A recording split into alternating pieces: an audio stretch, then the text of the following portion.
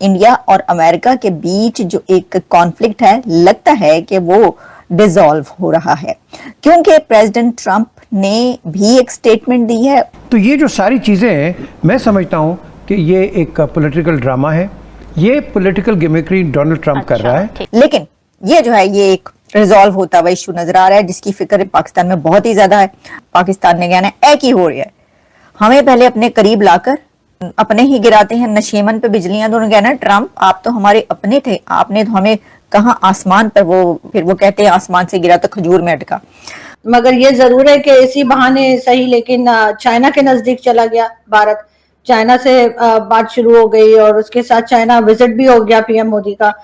तो in that sense you can say कि Modi had a much better SCO than Shahbaz Sharif, क्योंकि the waste पहली बार react कर रहा था एससीओ को, बिकॉज वो तीनों की फोटोज जो आ रहे थे और यहाँ के कमेंटेटर्स कह रहे थे कि ट्रंप की वजह से we are losing India to Russia and China, we are losing India to Russia and China. फिर इवेंचुअली ट्रंप ने ट्वीट भी किया, क्योंकि इंडिया और यूएसए में रिसेंट हमें जो एक टसल नजर आई, वो ट्रेड टैरिफ की बात हो या सीज फायर जो पाकिस्तान इंडिया के दरमियान हुआ, फिर रशियन ऑयल का मसला, फिर भी why is USA still interested in India?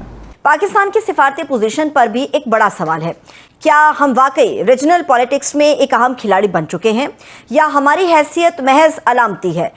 Hello दोस्तों, स्वागत है आप सभी का ईपी ज्ञान चैनल पे। तो फ्रेंड्स, आइए देखते हैं पाकिस्तानी मीडिया की लेटेस्ट वीडियो, जिसको देख के यह पता लग रहा है कि इन दिनों पाकिस्तानी मीडिया के अंदर काफ़ी घबराहट है और उसकी एक ही वजह है, और वो है अमेरिकी राष्ट्रपति डोनाल्ड ट्रंप का एक स्टेटमेंट, जो कि भारत के नज़रिए से देखा जाए तो ठीक है, एक पॉजिटिव स्टेटमेंट आया है अमेरिका की तरफ से, लेकिन भारत और अमेरिका के बीच में अभी भी टसल जारी है। लेकिन इसी बीच पाकिस्तान के अंदर इनसिक्योरिटी का यानी असुरक्षा की भावना का ये आलम है कि पूरा पाकिस्तानी मीडिया इसके ऊपर लगातार चर्चा कर रहा है कि क्या सच में अमेरिका और भारत के बीच में जो रिश्ते हैं वो फिर से नॉर्मल होने जा रहे हैं। तो ऐसे में फिर पाकिस्तान का क्या होगा? और इसी में पाकिस्तानी यह भी डिस्कस कर रहे हैं कि भारत अमेरिका के कैंप में ही जाएगा, जो कि पाकिस्तानियों की अपनी छोटी सी बुद्धि का ही नतीजा है, क्योंकि भारत कई बार दुनिया के सामने न सिर्फ दोहरा चुका है, कह चुका है, बल्कि इसके ऊपर पिछले कई दशकों से दुनिया को दिखाता आया है कि भारत किसी भी कैंप में नहीं है और किसी के कहने या दबाव डालने पे भारत अपना पोजीशन चेंज नहीं करता। तो दोस्तों, आइए देखते हैं पाकिस्तानी मीडिया की इस लेटेस्ट वीडियो को।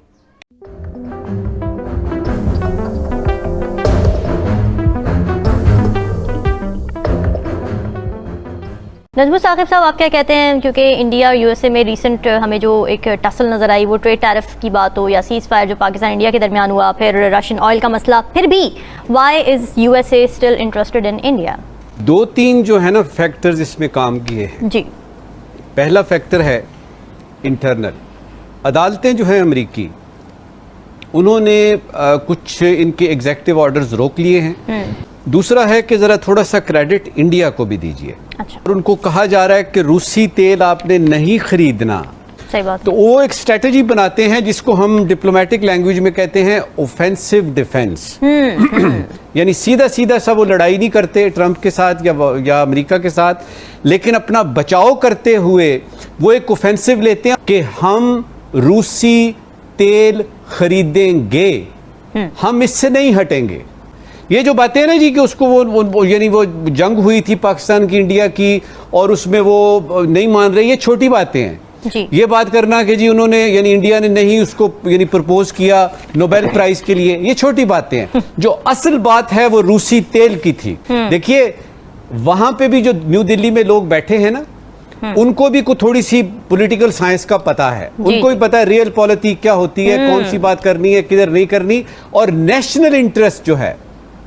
बाकी ये बातें जो है ये सारी करने की हैं। तो समअप मैं इस तरह करूंगा, इंटरनल फैक्टर्स अदालतें, एक्सटर्नल फैक्टर्स जिसमें उनको पता लगता है कि यार ये तो इंडिया अगर चला गया तो जो चाइना का हमने करना है कंटेनमेंट, ये वो उसका क्या बनेगा, और फिर कौन है, पाकिस्तान करेगा चाइना के खिलाफ इस इलाके में, और है कौन? तो उनको थोड़ा सा ख्याल आया। तो अदालतें और ये, और सबसे बढ़ के बात कि जो इंडिया का ऑफेंसिव डिफेंस था और वो था उनका रूसी तेल के ऊपर।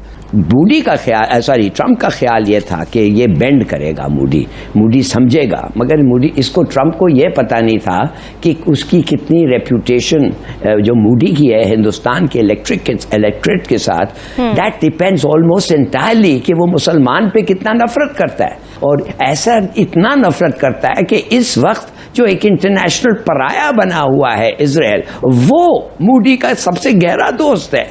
तो अगर वो मान जाता तो पहले तो लोग कहते ये जो एंटी पाकिस्तान, एंटी मुस्लिम का जो तुम्हारा स्टांस है, जिससे तुम 20-15 साल से इंडिया पे हुकूमत कर रहे हैं, अब वो नहीं होगा, अब कोई नहीं मानेगा।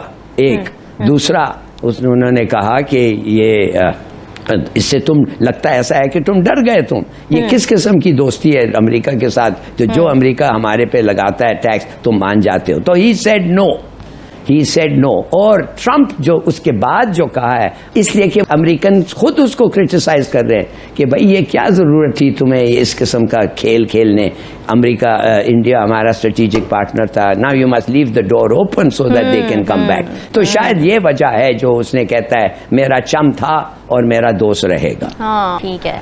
मीर साहब, आपको क्या लगता है कि क्या यूएसए इनसिक्योर हो गया था जब देखा कि भारत तो चाइना के साथ हाथ मिला रहा है, रशिया के साथ हाथ मिला रहा है, और ज़ाहिर है चाइना की कंटेनमेंट के लिए इंडिया का बड़ा इंपॉर्टेंट रोल था यूएसए की नज़र में, तो क्या इस वजह से ये एक यू टर्न नज़र आ रहा है? आप समझते हैं कि ये बिल्कुल नॉर्मल है, ऐसा ही होना था? देखें, जब भी आप हिस्ट्री में चले जाएं, जब भी कोई लीडर्स प्रोवोकेटिव स्टेटमेंट्स देते हैं और फिर एंटाइसिंग स्टेटमेंट्स देते हैं, ये एक पॉलिटिकल फीलर होता है।